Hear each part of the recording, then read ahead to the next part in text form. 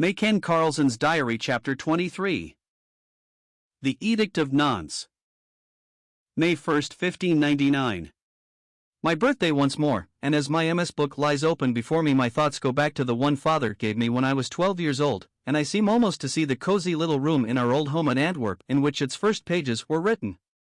It was quite at the top of the house, but I liked it all the better for that, as from its window, draped like the bed with curtains of snowy whiteness, the special care and pride of our good, faithful Trichon, I had a view of the river, and from quite a tiny child I loved to watch the ships, and soon learned to know to what country they belonged by the flags that floated so proudly from their mastheads.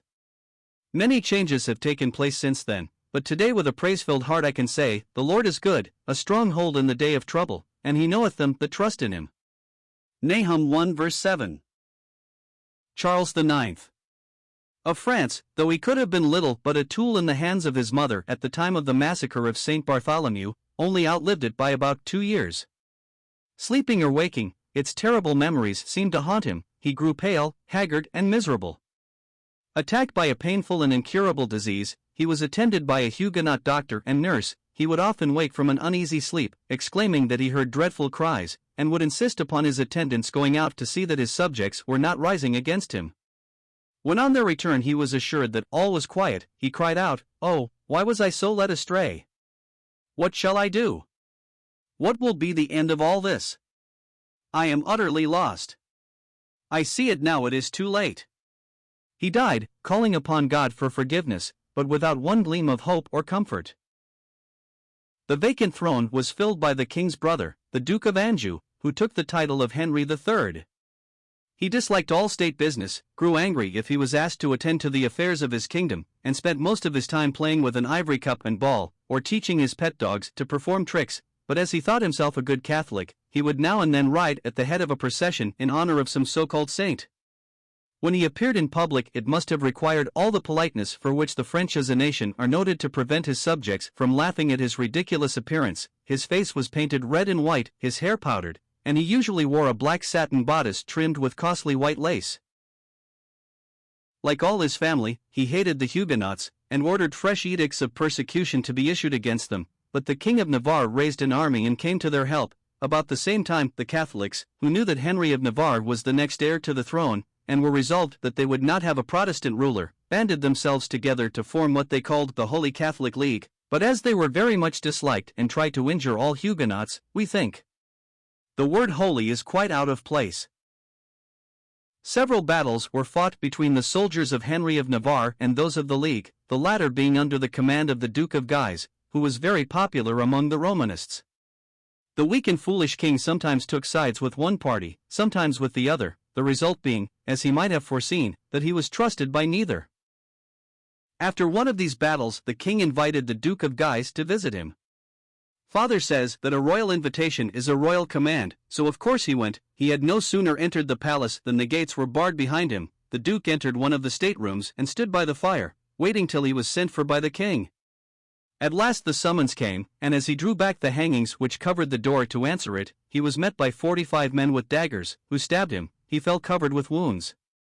On hearing that he was dead, the king entered the room and spurned the lifeless body with his foot, in just the same way in which the Duke had treated that of the murdered Admiral Coligny.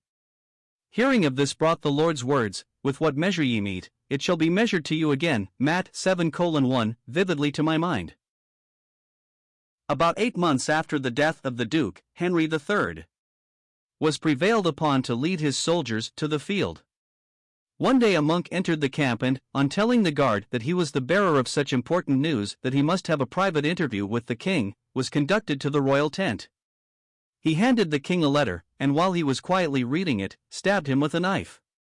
Hearing his cries, the guard rushed in, but too late to save the king's life.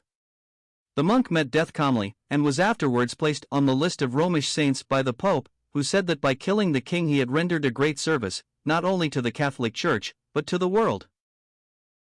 Though Henry of Navarre was the rightful heir to the throne, he was not allowed to take peaceable possession of it. The League bitterly opposed him, and 2 great battles were fought, in both of which Henry's troops were victorious, the most brilliant being that of Ivry.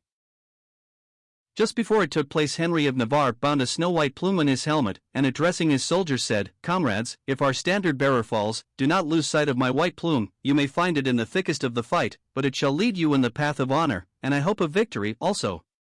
The troops replied with a ringing cheer, and fought with more than usual bravery. The ranks of the League were broken and fled in confusion. Henry showed a noble and generous spirit towards his conquered foes, and soon after was publicly crowned under the title of Henry IV. of France. He was no sooner firmly seated on the throne than what many had long expected took place. On Sunday, July 25, 1593, in the Church of St. Denis, he made a public profession of the Roman Catholic faith. Before doing so, he was heard to say, "I shall make a somersault on Sunday, but my kingdom is worth a mass." If he expected by so doing to gain the goodwill of the Catholic party, he must have been disappointed on finding that he had as many enemies among them as before. But I must not forget one act of his reign for which we are all deeply thankful, the passing of a wise and just law known as the Edict of Nantes, by which protection and a large measure of liberty is granted to his Protestant subjects. They are now free to worship God according to the simple teaching of his word. Many public offices are now open to them, and their children are to be admitted to schools and colleges. Anyone wishing to employ them as workmen or servants is quite free to do so, and we hope that brighter days are in store for those who have already suffered so much for Christ's sake and the Gospel's.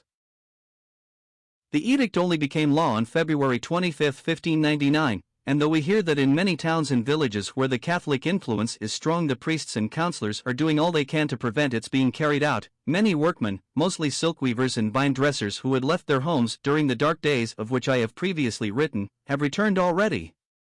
Trade is in a more flourishing state than it has been for many years past, and hardly a week passes without some pastor of a little company of Christians being welcomed home by the friends who love him and have long mourned his absence. Henry shews a real care for the well-being of his subjects. He is a wise and able ruler.